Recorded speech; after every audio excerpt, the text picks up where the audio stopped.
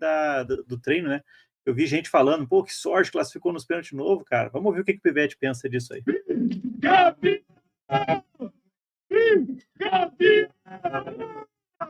Eu acredito que nada no futebol e na vida não seja passível de treinamento. Eu acredito muito no treinamento, na repetição, nos automatismos, dos jogadores estarem bem preparados, tanto do ponto de vista técnico, né, nessa questão de decisões de pênalti, mas também, sobretudo, na questão mental. Então a gente incentiva muito as cobranças de pênalti ao longo da semana, para que os jogadores possam testar ali o canto de preferência, mudar o canto. Também é um treino para os nossos goleiros, né, para fazer a melhor leitura dos batedores. Então eu acredito que toda ação humana que demanda treinamento e precisão é a repetição que vai ser determinante para o sucesso, né? Então foi uma situação que a gente treinou muito, porque sabíamos que estávamos inseridos ali em duas competições que poderiam ser decididas nas cobranças de pênalti, e os jogadores foram felizes em todas as decisões que nós participamos, nós conseguimos ter sucesso, e isso contribuiu muito para que a gente conquistasse os objetivos. Boa noite, Bruno Pivete. Não sei se vocês conseguiram ouvir aí, ou se saiu só no YouTube, mas justamente falando aí do que ele treina, né? Aquilo que a gente reclamou, né, lá do Curitiba, quando foi decidir com o Ceilândia, né? Pivete valorizando aí a questão do treinamento, do trabalhar. Ele falou na entrevista ali, né? Acertou os pneus, o Diego comentou, né? Acertou todos os pênaltis. Ele fala ali, ó, eu incentivo os caras a treinar pênalti, troca o lado, joga pra cá, joga pra lá. Isso é treinador, né, cara? Isso é treinador. Exatamente. Porque o pênalti pode existir no jogo. É o regulamento do campeonato, faz né? parte.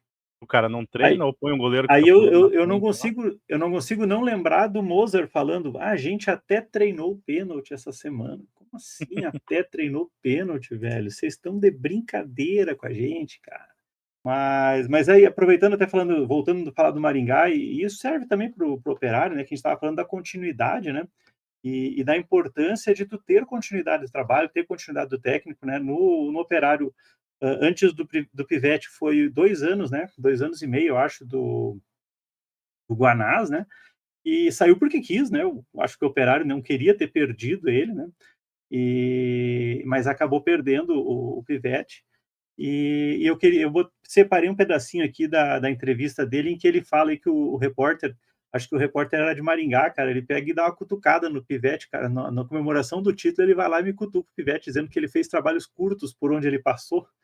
Aí ele deu uma resposta bacana aqui, vou colocar aqui, vamos escutar aqui, Bruno Pivete respondendo essa questão dos trabalhos curtos que ele fez. Pergunta, eu acredito que a figura do treinador no Brasil está extremamente fragilizada e com uma certa injustiça, né? Essa instabilidade que a gente vive no cargo não contribui para a gente sedimentar processos de trabalho.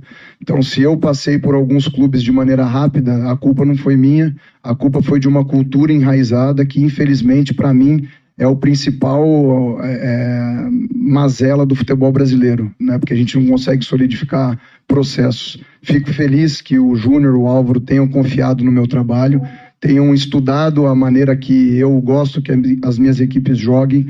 Então foi um modelo de jogo selecionado pelo corpo diretivo, e quando é assim, basta você casar esse modelo de jogo com as características dos jogadores e depois ter confiança plena no processo de trabalho. Eu acredito que deveria ser assim em todos os clubes. Infelizmente, a gente está inserido nessa cultura que, para mim, tem prejudicado muito o futebol brasileiro. A gente vê um campeonato paranaense extremamente equilibrado e sendo ele feito de todos os treinadores brasileiros, né?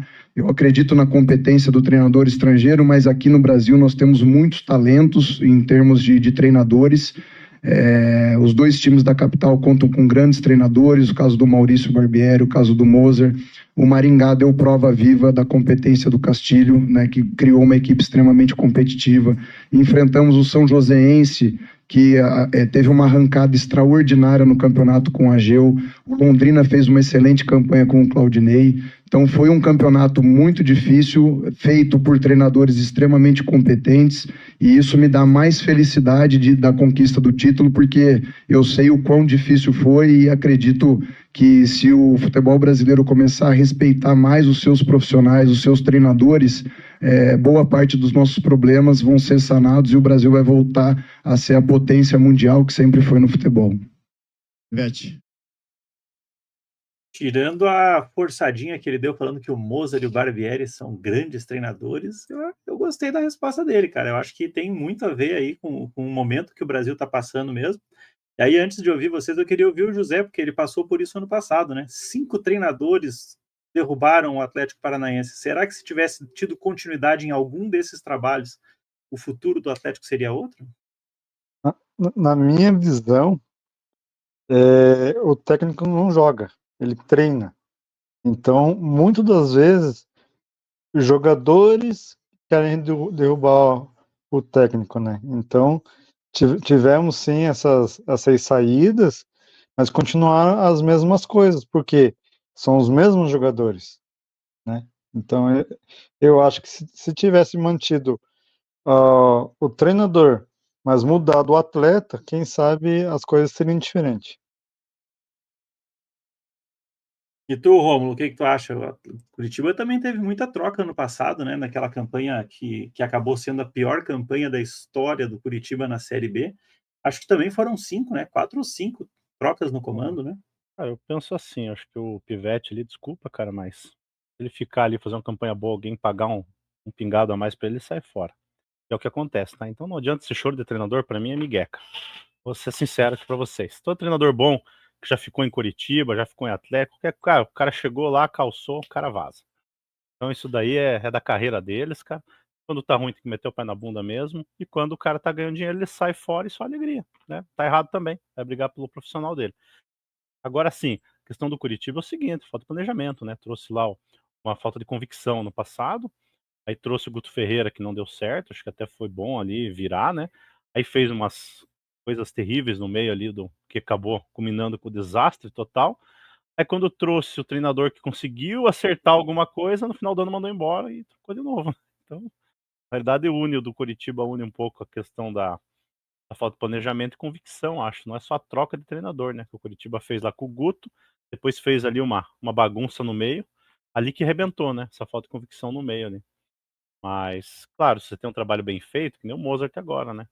Tem convicção? Não tem convicção? Vamos ver o que vai acontecer aí pro decorrer do campeonato. Eu até não gostei do início de trabalho dos dois, tá? Do Barbieri e do Mozart, mas eu sou contrário a trocar agora, tá? Eu acho que tinha que toca. Pelo menos eles não tiveram pré-temporada, né? Por causa desse calendário maluco. Mas vai ter uma intertemporada agora durante o Super Mundial. Eu esperaria, pelo menos, para ver isso. Agora tem aquele negócio, né? Se não der certo, depois da pré-temporada, é pior ainda trocar, né? Porque o cara perde a chance de trabalhar a pré-temporada. A questão da convicção. Agora vamos ver até que ponto vai a convicção deles, né? Pensando em Isso que você falou em temporada, o Coxa Atlético vai entrar voando, né? Porque faz 2, 3 semanas que estão treinando ainda. Depois nós vamos falar da preparação para a Série B. Eu quero saber o que está acontecendo. Eu tentei pesquisar alguma coisa aqui, não achei nada. Mas depois vocês vão me contar que vocês acompanham de perto esse time de vocês, hein? Só para passar para o Diego, só para passar para você, Diego, eu queria dizer que isso que você falou, Rômulo, do técnico sair por um pingado de dinheiro, foi mais ou menos o que aconteceu com o Guanás, né, Diego? Conta para nós o bastidor aí da saída do Guanás.